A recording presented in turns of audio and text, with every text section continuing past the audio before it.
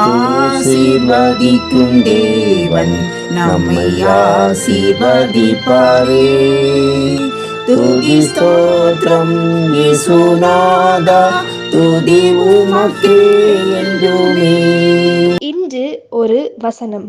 தன் பிழைகளை உணர்கிறவன் யார்? மறைவான குற்றங்களுக்கு என்னை நீங்களா. சங்கீதம் 19:12. அன்புக்குரியவர்களே, இயேசு கிறிஸ்துவின் வல்லமையுள்ள நாமத்தினாலே உங்களை வாழ்த்துகிறோம், ஆசீர்வதிக்கிறோம். பொதுவாக நாம் யாவரும் நமது தவறுகளை ஒத்துக்கொள்வது இல்லை.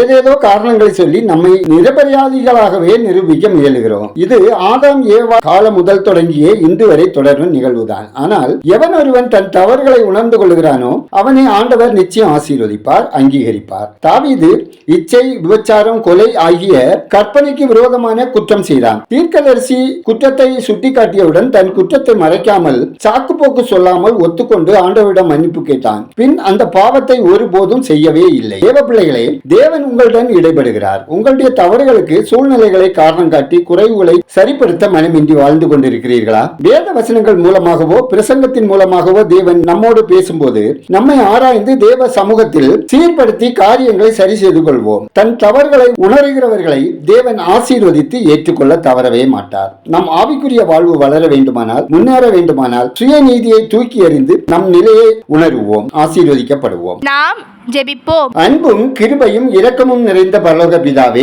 ஆசீர்வாதமான இந்த நாளுக்காய், இந்த நாளின் வசனத்துக்காய் நன்றி சொல்லுகிறோம். அப்பா, குடும்பங்களிலே சகோதரர்களுக்குள்ளே ஒரு மனம், ஒற்றுமை, சமாதானம் காணப்படவும், மனக்கசப்பினால் பிரிந்து வாழுகிறவர்கள் சகோதர அந்யோன்ய ஐக்கியத்தில் இணைக்கப்படவும் தேவரீர் இரக்கம் செய்ய ஜெபிக்கிறோம். கர்த்தாவே, அனுதின வாழ்வில் சந்திக்கும் போராட்டங்கள், இச்சைகள், தீய எண்ணங்களை மேற்கொள்ள முடியாமல் திணறுகிற ஒவ்வொருவருக்கும் உங்க கிருபை வேண்டுமாய் ஜெபிக்கிறோம். தேவனே, ஒவ்வொருவரின் ஆவி, ஆத்மா, சரீரம் குற்றமற்றதாக காக்கப்படவும், சகல பாவங்களிலிருந்தும் குற்றங்களிலிருந்தும் விடுதலை பெறவும் ஜெபிக்கிறோம். கர்த்தாவே, ஒவ்வொரு குடும்பத்திலும் தேவ அன்பு, தேவ சமாதானம் நிறைவாய் பெருகவும், மன்னிக்கும் மனப்பான்பை வெளிப்படவும், கர்த்தரை மேம்படுத்தி வாழவும் கிருபை செய்யுங்க. தேவனே, கணவன் மனைவிக்கிடையே போராட்டங்களை, பிரிவினைகளை கொண்டு வர முயலுகிற பிரிவினையின் ஆவியின் கிரியைகள் அழிக்கப்பட ஜெபிக்கிறோம். பிள்ளைகள் வாழ்வில் முரட்டாட்டத்தின் ஆவியின் கிரியைகள் செயல்படாமல் துரத்தப்படவும், கீழ்ப்படுதல் உள்ளவர்களாக வாழவும், உலக இச்சைகளுக்கும் மறைவிட பாவங்களுக்கும் விலக்கி காத்துக் கொள்ளவும், வாலிப பிள்ளைகளுக்கு ஏற்ற வாழ்க்கை துணை அமையவும், பேறுகாலத்தை எதிர்நோக்கி இருக்கும் பெண்களுக்கு சுகப்பிரசவம் உண்டாகவும், பயணம் செய்பவருக்கு ஏற்ற பாதுகாப்பு கிடைக்கவும், கற்பத்தின் கனிக்காக காத்திருப்பவருக்கு குழந்தை பாக்கியம் உண்டாகவும் ஜெபிக்கிறோம். கர்த்தர் ஆசீர்வதிப்பீராக. தேவனே,